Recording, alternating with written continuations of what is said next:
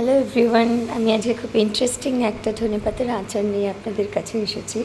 এটা খুব চটজলদি বানানো যায় এবং রুটি এবং ভাতের সাথে আপনারা এটা এনজয় করতে পারবেন।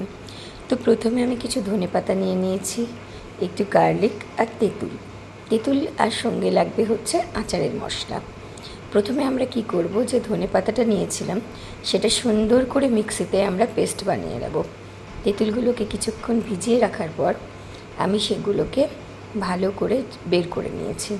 এবার অল্প তেলে গার্লিকগুলো আমরা ফ্রাই করার পরে গার্লিকের সাথে তেঁতুলটাকে মিক্স করে নেব।